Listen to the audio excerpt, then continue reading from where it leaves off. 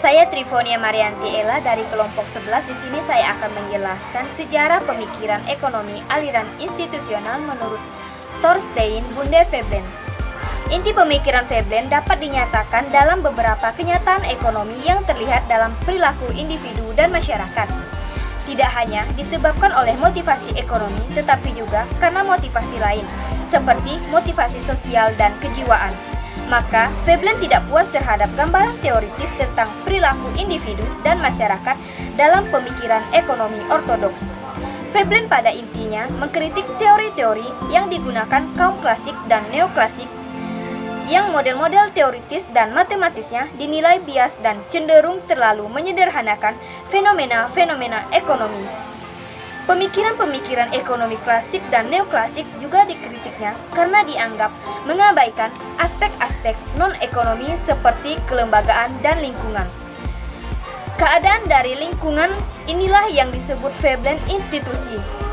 Yang dimaksud Veblen dengan institusi bukan institusi atau kelembagaan dalam artian fisik, melainkan dalam artian yang terkait dengan nilai-nilai, norma-norma, kebiasaan, serta budaya, yang semuanya terrefleksikan dalam kegiatan ekonomi, baik dalam berproduksi maupun mengkonsumsi.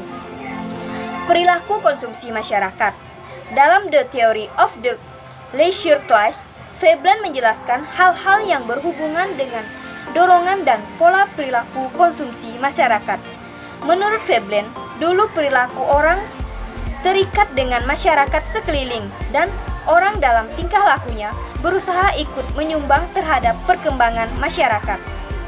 Tetapi yang diperhatikan oleh masyarakat sekarang hanya uang. Segala sesuatu juga dinilai dengan uang.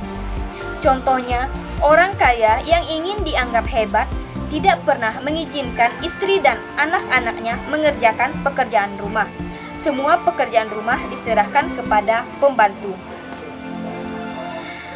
Dalam perilaku pengusaha, dalam bukunya yang lain, The Theory of Business Enterprise, Veblen lebih jauh menjelaskan kemiripan perilaku pengusaha Amerika dengan perilaku konsumsi. Dahulu para pengusaha pada umumnya menghasilkan barang-barang dan jasa untuk memperoleh keuntungan melalui kerja keras.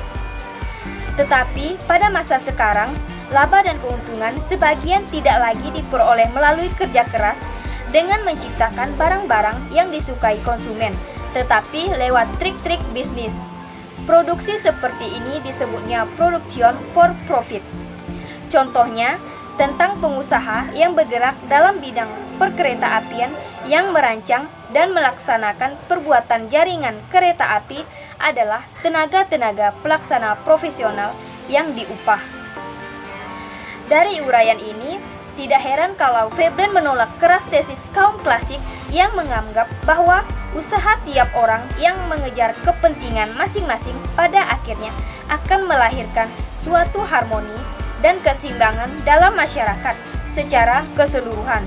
Sebab dari gejala-gejala yang diamatinya, ia melihat bahwa perilaku pengusaha yang hanya mengejar kepentingan pribadi sangat bertolak belakang dengan tujuan masyarakat secara keseluruhan.